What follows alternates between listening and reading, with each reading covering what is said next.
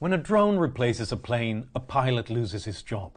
And this one example is a brutal reminder of the rise of the machines and how we will all be out of a job soon. But wait for it, here comes the algorithm. Dead wrong. The more machines we have, the more people we need to develop them, to manage and monitor them. It sounds like an unmanned drone is really unmanned, but not really. The US Air Force has concluded that a small MQ-1 drone requires a ground crew of 168 personnel. A big surveillance drone relies on 300 people to operate it. And this compares to the 100 people it takes to keep a manned F-16 fighter in the air. And the more data these drones collect, the more people are needed to look at this data, monitor it and reach conclusions. A single drone collects enough video for 20 people to work around the clock to analyze it. And with tens of thousands of drones, that's a lot of people. As one general has concluded, the #1 manning problem in our Air Force is manning our unmanned platforms. 6-year-olds prefer to throw out rewards rather than distribute them unequally to 2 boys who have cleaned their room. Even kids know it. Inequality is unnatural. We humans hate it. Nope, dead wrong. We don't hate inequality, we hate unfairness. When people are being asked about the perfect distribution in a society, they don't want equality. And that goes for people in most countries, people on the left and on the right, young and old. On average, they say that the best distribution is something like 4 times more wealth to those in the top 20% than for those in the bottom 20%. And even 50 times more if you phrase the question a little bit differently. Because most people think that work, effort and risk-taking should be rewarded. Take a closer look at those 6-year-olds, and this explains their preferences as well. They only want to throw out unequal rewards when they are being told that those 2 boys cleaned their rooms in a similar way. But when they're told that one of the boys worked much harder, they want to reward him more, and they prefer more to him than equal pay. As 3 researchers recently summarized the data, humans naturally favor fair distributions, not equal ones. And when fairness and equality clash, people prefer fair inequality over unfair equality. Ever since I wrote this optimistic book about mankind's progress, some people have objected that we shouldn't be too hopeful. Instead, we should worry, because otherwise we wouldn't notice problems and work hard to solve them. But that is dead wrong. I've spoken to people in charity organizations who tell me that their constant focus on horrors has backfired. It worked well in the short run to tell people about all the problems in the world. It got people to send their checks. But after having given people the impression for 60 years that the world is falling apart, they start hearing the response, so why should we bother? If nothing ever improves, no matter what we do, the result is not action, it's despair.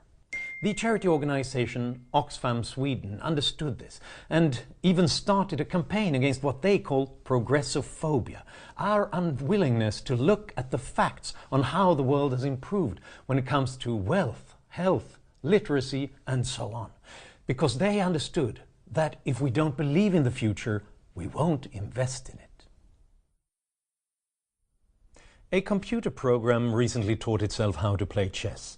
And after 4 hours, it was so good that it beat the hitherto best chess computer by 28 wins against 0 defeats. Our robot overlords are here, and we humans have nothing to contribute. Only that's dead wrong, at least for the foreseeable future. Yes, chess computers beat humans, but in freestyle chess tournaments, where you can construct your team in any way you wish, humans with computers beat computers.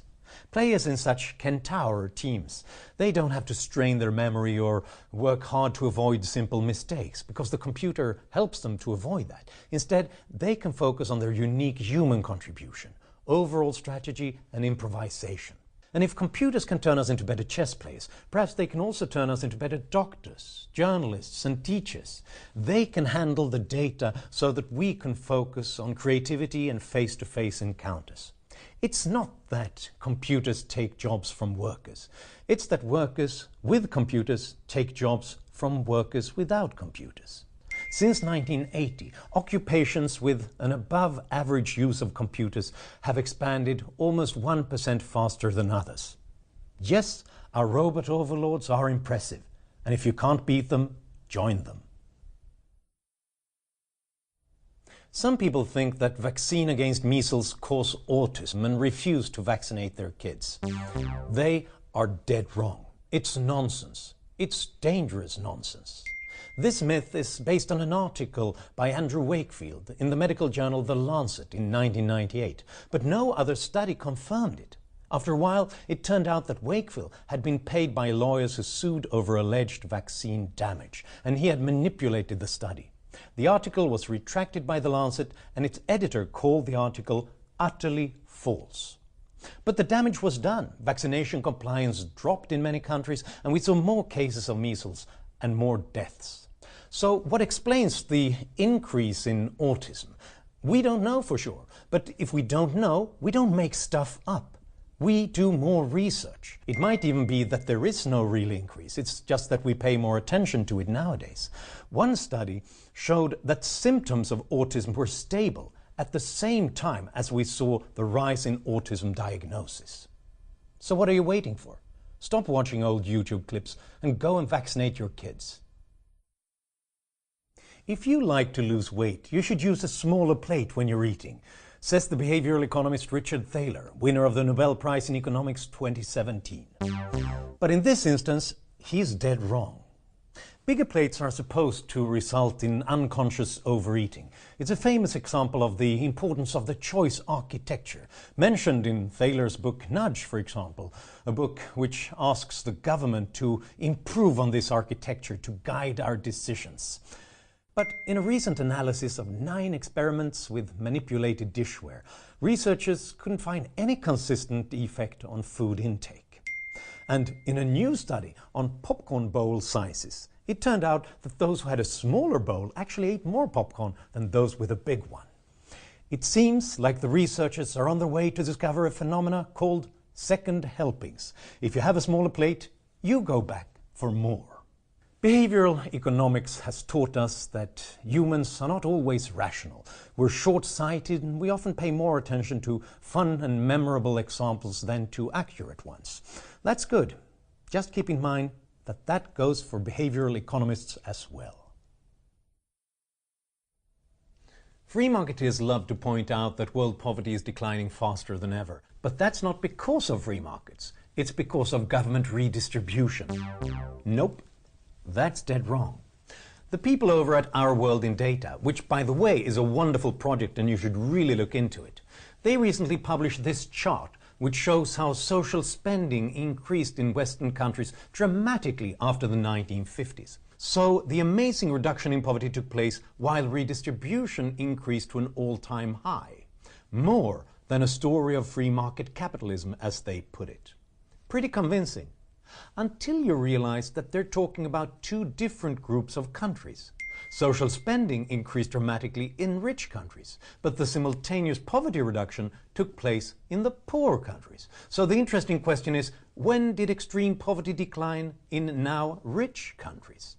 Well, it started decreasing in the mid-19th century as the Industrial Revolution increased incomes. In 1900, it was below 20%. And in the next few decades it all but disappeared. Extreme poverty was gone from the Western world before the welfare state. Mostly a story about free market capitalism after all. Things are out of control nowadays. There must have been some previous era when everything was perfect. The good old days. Bah, that's dead wrong.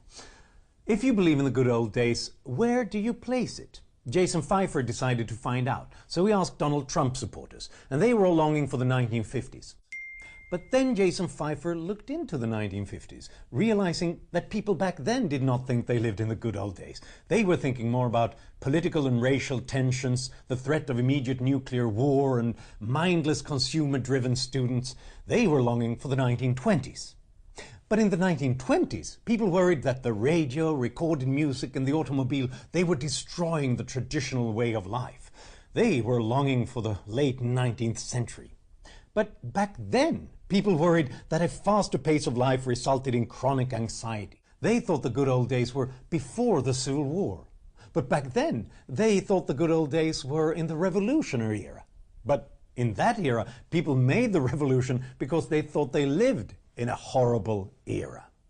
So Jason Pfeiffer continued to trace the idea of the good old days back in history like this, all the way back to Mesopotamia, 5,000 years ago. Pretty soon after mankind invented the written language, they wrote that now things are horrible. There must have been some previous era when everything was perfect. We in the Generation X, and even more the millennials, came too late. Our parents and our grandparents took all the best jobs with the high incomes, and there's nothing left for us. Except that's dead wrong. True, the old are better off, but that's because they are older, so they've had more time to work, to save and accumulate wealth. But if you compare us to where they were at the same age, as the OECD recently did, you get a very different picture. When we who were born in the 1970s were between 35 and 39 years old, our average disposable income was 62% higher than for those born 40 years earlier. Real income at the same age has grown by an average of 1.3% per birth year since 1910 across the OECD countries. True, recently the income of the young has stopped rising, but that seems more like a result of the global financial crisis, and that has affected the old as well. So the young today make up the most miserable generation only if you accept all the previous generations. After the 100th anniversary of the Russian Revolution, some said that despite all the horrors we should be grateful because Soviet communism defeated Hitler in the Second World War. But they are dead wrong. Far from blocking Hitler, the Soviet Union helped him start the war. In August 1939, they signed the Molotov-Ribbentrop Pact, which divided Europe in two spheres. And 1 week later, the war started, and communists all over Europe defended the Nazis. The Soviets and the Germans coordinated military movements, and for 2 years, Stalin supplied Hitler's war machine with all the oil, food and raw material that he needed. The pact only ended when Hitler invaded the Soviet Union in 1941, and then he almost won immediately, because Stalin had recently purged his military of tens of thousands of men, including his ablest officers. And the army was totally unprepared, because Stalin had ignored all the warnings of an imminent German attack, because the paranoid Stalin trusted Hitler more than he trusted his own spies. Test shows that Swedish and American students are much worse than Asian ones. Year after year, Western students are being out-educated by the Chinese. Dead wrong, or at least not the whole truth. Western students do perform much worse on international tests like PISA, but is that because they are much worse, or because they just don't care that much when it comes to a test that has no effect on their individual grades? In one experiment in secondary schools in China and the US, one group of students got to answer questions in mathematics from the PISA test. Another group got the same questions, but they were also told that they could make $25 if they got through the test without errors. Interestingly, the Chinese students who got this financial incentive didn't perform better than the ones who didn't, which suggests that they already exerted maximum effort. But the American students who got the financial incentive performed much better. So perhaps they could do it all the time, but they just didn't care. Sometimes a test simply fails the test.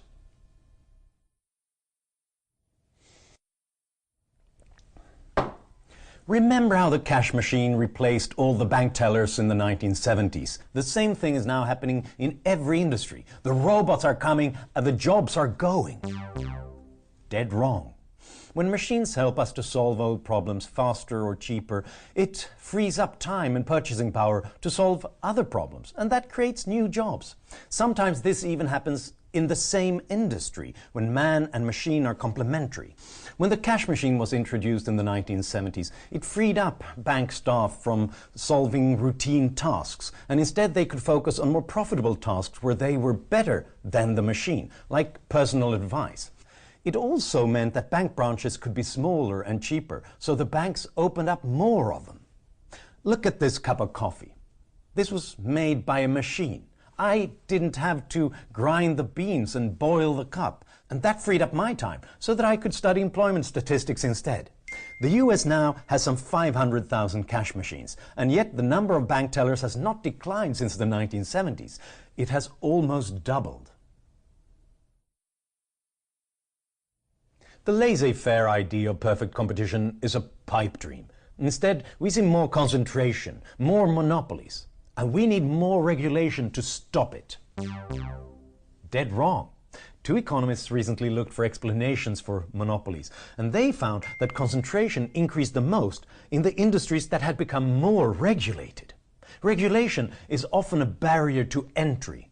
Often it involves permits and license requirements that directly block new competitors. But sometimes rules are just not adapted to new innovative business models. And generally, old incumbents with huge resources can deal with regulations better. Old banks employed thousands of people to deal with new regulations. They can do that. New upstarts can't. So, one study showed that a 10% increase in the intensity of regulation in a sector leads to a 0.5% decrease in firm births. Regulations inhibited employment in small businesses. So, if you want fewer monopolies, there is a policy for the government. Stay out of the way. Ja, warum nicht? Okay, tschüss Angela. The European Union has just banned mobile network operators from charging us extra when we use our cell phones in other European countries. No more roaming charges. Great, eh? No. That's dead wrong. The operators cannot charge us anymore for a costly service, so how will they make up for it? Easy. They charge us more when we use our cell phones in our own countries. So prices now increase and the amount of data available in our subscription plans decrease. In some instances, the prices have been increased by 66%. This is a regressive tax. It is great for people like me or EU officials who travel around Europe all the time. But who gets to pay the price? The people who stay back home. Isn't it funny how they always say that we need regulation to protect the little guy from big businesses, and always end up with plans to take from the poor and give to the rich? I think they should use their new fancy no-roaming subscription plans to Google the concept unintended consequences. Smartphones and tablets and games have ruined our children. They fill their world with distractions, so they no longer learn patience and delayed gratification. Dead wrong. This is the marshmallow test. How long can I wait before I eat it? If I wait long enough, I'll get 2. And yes, if you don't like marshmallows, you'll get something else instead. It's a classic test of self-control, and how long children can wait to eat the marshmallow predicts fairly well how they'll do in school later on, and if they're able to avoid obesity, drugs, crime. Most people assume that children do worse on the marshmallow test nowadays. Parents do and experts do. But that's wrong. The researcher John Protzko looked at all the marshmallow tests over the last 50 years, and he noticed that kids nowadays are twice as good at waiting for the marshmallow. For every decade, they can wait another minute. So why are parents and experts wrong? John Protzko calls this the kids nowadays effect. We always compare how impolite and impatient our kids are now to what we are like as adults, because we've forgotten all about how we were when we were kids. We were much worse.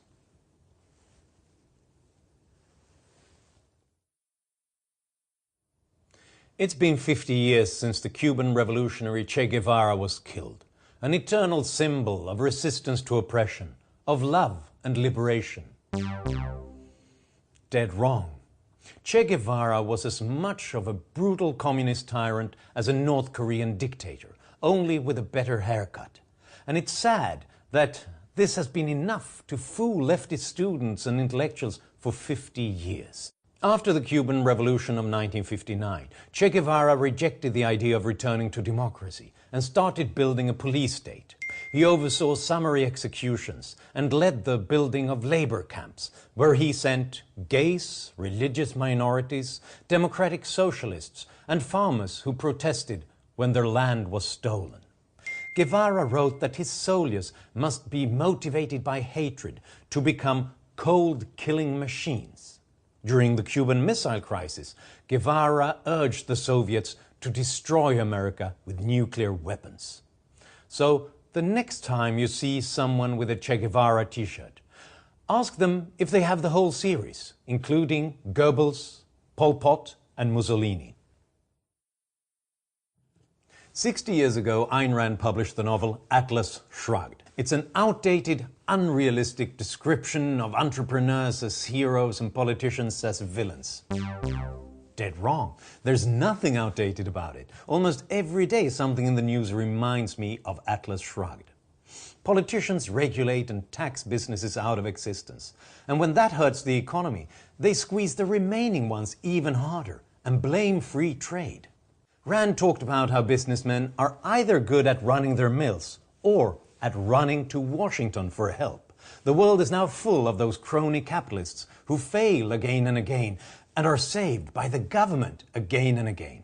They're not capitalists, they're looters.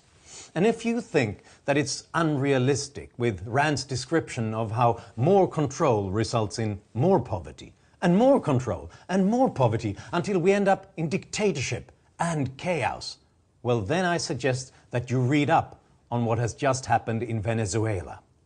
And yet, almost 70% of all the wealth that has ever been created was created since Atlas Shrugged was published 60 years ago, because the atlases of the world are so creative. This is an amazing book. You should read it. Freedom Toons. Welcome to the Echo Chamber. I'm your host, Dr. Mac. In today's news, a gay couple was refused service by a bakery owned by a religious bigot. Here we have with us the oppressed gay man in question. It was just so terrible. What's the name of the terrible person who did this to you? Muhammad Abdallah. Oh, he was Muslim. Yes.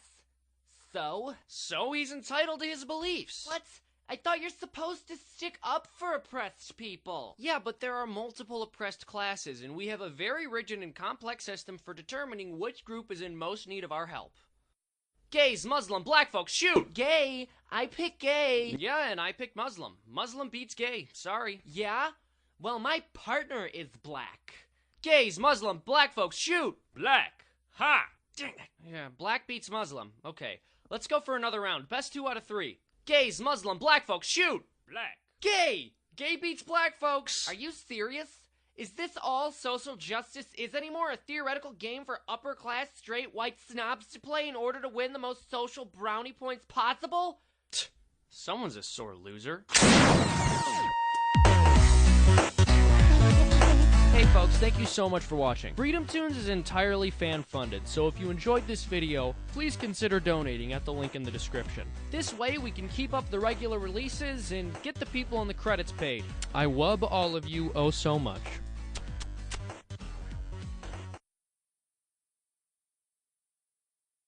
Freedom Toons. Look, all I'm saying is there's literally zero reason to screen anyone coming into this country, and if you don't want to accept every single military-aged man from the Middle East, you're just a bigot who's covertly motivated by hatred towards brown-skinned people. Come on, this isn't that hard. Mike, are you serious? Are you not familiar with any of the problems posed by radical Islam? Uh-oh, you just attempted to make a criticism of a group the left sympathizes with. So? So that means we're gonna play Dilute That Criticism.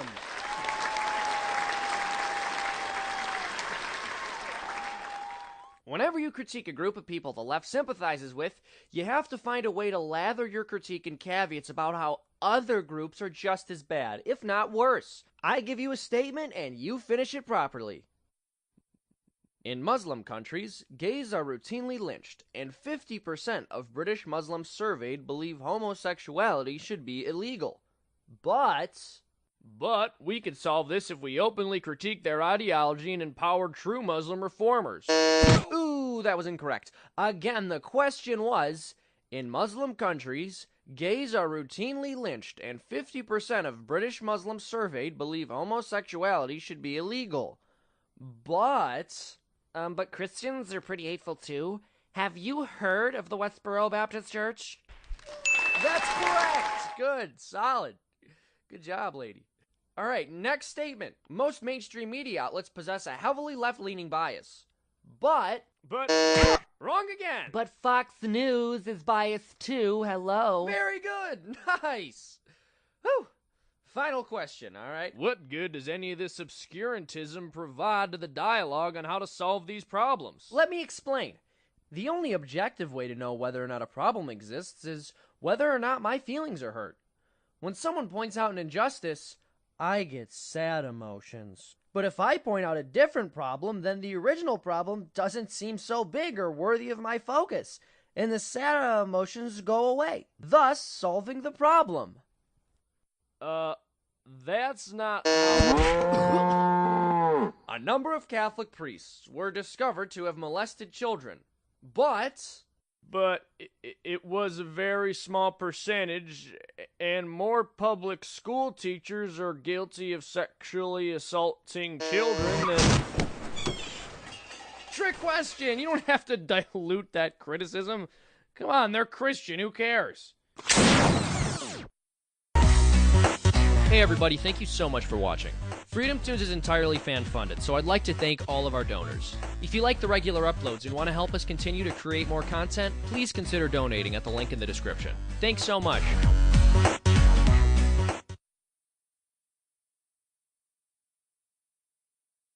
Glad to have you on the show. I am so sick of interviewing conservative bigots. It's great to have another journalist on for once. I think tonight's episode is going to be great. Oh, no, believe me, I'm sick of interviewing conservatives. I think it's great to talk to another journalist. Yeah, well, each time I'm forced to talk to a conservative, I usually wash the taste out of my mouth by donating $100 to the Society for the Transgendering of Children. Oh, gosh, yeah. I would donate $100 to the Society for the Transgendering of Children, but societies are a social construct. Oh, golly, that's right, huh? Yeah, so I just donate $1,000 to the Marginalized Individuals Safe Space for making kids trans. Oh, individuals? Gosh, yeah. Well, that's funny. I mean, individualism is kind of a bigoted conservative notion. Oh, gosh. Yeah, gosh. What I actually meant to say was I donate $10,000 to Member of the Collective Space for Transitioning Children. Oh, gosh, that's right. Gosh. Yeah. Gosh, yeah. I mean, the apostrophe S at the end of collective implies ownership, and property is theft. Oh, golly. Gosh. Yeah, golly. I usually donate $100,000 to... Yeah, it's an African charity named in their native language. Oh, gosh. Golly. Yeah. Money is an oppressive, capitalistic social construct. What I meant to say is I donate to as well, but like with good vibes and hashtags. Oh, golly. You've heard of them, huh? Gosh, yeah. I actually founded it. I named it after myself. A few years ago, I legally changed my name to... After realizing how oppressive and imperialistic it was to have a Western name, yeah. Oh, gosh, golly, yeah. That sounds a lot like cultural appropriation to me. Oh, golly. Gosh, yeah. I mean, I was Dr. but I removed the prefix after realizing that PhDs are assigned based on a cognitively imperialistic Greco-Christian notion of higher learning, which is based on fascistic, rigid principles involving the privileging of the scientific method and other Western constructs throughout the formation of one's identity. Oh, Golly. gosh, yeah. Let me just go ahead and remove that from my name. Yeah. Golly. What? Gonna go with a male pronoun, huh?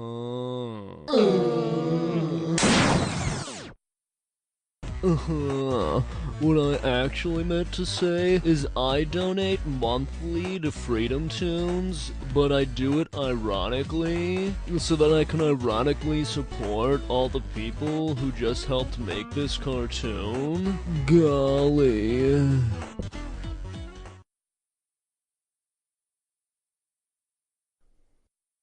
Okay, so this is a lot of fun. Apparently in Oregon, it's illegal to pump your own gas. And in certain counties, this law is being repealed, and people are freaking out about it. Now, this is no shock to myself or most other libertarians, because all of the same arguments used for virtually any and every government regulation are being used to uphold this one, and it's kinda hilarious. As soon as the government gets involved with providing something to the public or regulating a certain set of behaviors, people lose their minds if you even suggest that maybe we should walk back some of that state power and give people more control over their own lives. And this is the perfect example. So let's check out some of these comments. KTVL, CBS 10 News in Medford. Pump your own gas? Starting January 1st, Oregonians can begin pumping their own gas in rural counties. The humanity. Do you think Oregon should allow self-serving gas stations statewide? Yes or no? I don't know how to pump gas, and I'm 62, native Oregonian. I say no thanks. I don't want to smell like gasoline. Okay, so we have somebody who believes that they will smell like gasoline if they have to pump their own gas. Which is true. When you do smell like gasoline when you pump your own gas. That's fair. That's a good point. In fact, I don't even think I've pumped my own gas once without catching on fire, even just a little bit. No, disabled seniors. See, it's good they have that comma there, so we know it's disabled and seniors, not disabled seniors. And also so that we know they're not saying no disabled seniors. No disabled seniors allowed. No, disabled seniors, people with young children in the car need help. Not to mention, getting out of your car with transients around and not feeling safe too. This is a very bad idea. Grr. Okay, so this has 131 likes. It means 131 people saw that and they were like, yep, that's a good point. Those disabled seniors and people with young children, they need it. The reason this comment is interesting to me is because this is, to a T, the exact logic that we hear almost every single time anyone proposes repealing state regulation. This isn't a law which is being proposed to say it should be illegal to have gas station attendants who will pump your gas. That's perfectly legal. It's legal in every other state. They just don't do it. Why? Because they're totally unnecessary. So if it's a bad idea, it's a bad idea which, like, literally works out for everybody. So, kind of one of those bad ideas. One of those bad ideas that works. It's official. Oregon is full of mentally defective, full-grown children incapable of the most mundane of adult tasks. That's hilarious. And it's, unfortunately, kind of true. But again, I would argue this isn't just Oregon. If you ask anyone in any state whether government regulations should be walked back, you're gonna hear the exact same arguments.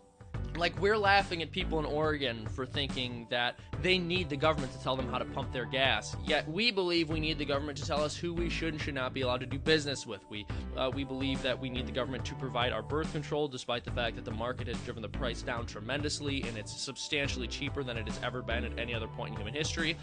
We believe that you need the government to regulate whether or not you wear a seatbelt in your car, because that's not a choice adults should be able to make for themselves. We believe you need the government to put aside retirement savings for every single citizen, despite the fact that it doesn't actually put the retirement savings aside for us. It just has the future generations commit to paying for our retirement before they're even old enough to consent. That's Social Security. Yuck! Pumping my on fuel in freezing temperatures and handling a nasty old fuel nozzle that 50 other people have touched that day, and who knows what cooties are on there. No thank you. It's nice not having to pump your own fuel. Not a good idea. There are lots of reasons to have an attendant helping. One is that they need a job too. Many people are not capable of knowing how to pump gas, and the hazards of not doing it correctly. Besides, I don't want to go to work smelling of gas when I get it on my hands or clothes. I agree. Very bad idea. Okay, if there are people out there not capable of knowing how to pump gas, do you really think that they're qualified to sit behind 4 tons of steel and pilot it across America's streets? If you're too stupid to pump gas, you shouldn't have a driver's license. Here's another argument that people oftentimes make. If we get rid of this regulation, it will destroy jobs. People seem to assume that once a person is no longer working in any given field, they're just unemployed for the rest of their lives. No, what unemployment means is that people are transitioning from one career field to another one, generally speaking, so long as you're not in a depression or a recession. And that's a good thing because it means that industry is evolving and changing, and that person is being placed elsewhere where it's more economically efficient for them to be, so that they can provide goods and services to the whole of society in a way that's much more effective than they were previously providing or attempting to provide. I don't want to pump my own gas. Hate the smell. And having to get out in the winter in a skirt? No way. Okay, Carrie, don't wear a skirt in the winter. What? Now, it's interesting because presently there are actually more yes reacts than no reacts. But when I first came across this post a couple days ago, the public reaction to it was overwhelmingly against allowing people in Oregon to pump their own gas. Now, fortunately, people from outside of Oregon saw the post, and we came and laughed at Oregonians. But for a while, most of the people commenting were completely against allowing folks in Oregon to pump their own gas. I can't find it anymore, but I read one comment where a person argued that you have to be a trained, qualified professional to pump gas. Again, folks, this is just what happens, I think, when you stay in a single state your entire life. But the fact of the matter is, we all very much love the cage that we are put in. I mean, unbelievable. Now do you understand the nature of your enslavement? This has been Stefan Molyneux from Freedom Aid Radio. Please donate. But no, at the risk of sounding super pretentious, we all kind of like the rules that we're forced to follow, even when they're really, really stupid rules. So please just try to keep that in mind next time you vote. Because not only will you have to follow whatever stupid laws you're in love with following, but other people who realize that those laws are stupid are going to have to follow them as well. So please be cool. Love you. Hey folks, thank you so much for watching. I've actually been on a business trip this week, so most of the animation in this video was done by my freelancers and assistants. So a special thanks to them, and also a special thanks to everyone donating on Patreon, because without you folks, I wouldn't have been able to afford to hire the assistants. And if you want to help me and my team make more cartoons, please consider becoming a Patreon donor yourself. Thank you so much.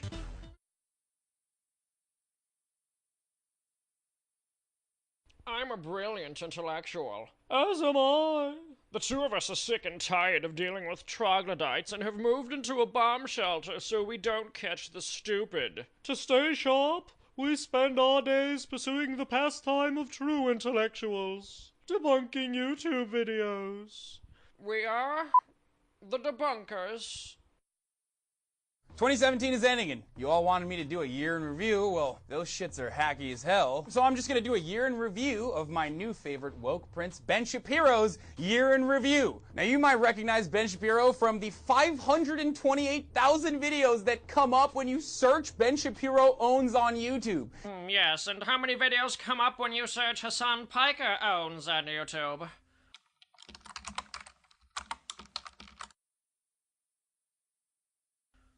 Makes sense. So Ben's a well-known conservative, and he's famous for turning college campuses, not being able to host them, into a constitutional debate on national television, and then suckering public universities into dropping close to $500,000 in security fees every time he decides to create one of these ownage videos where he dunks on liberal college freshmen. Is he famous for doing that?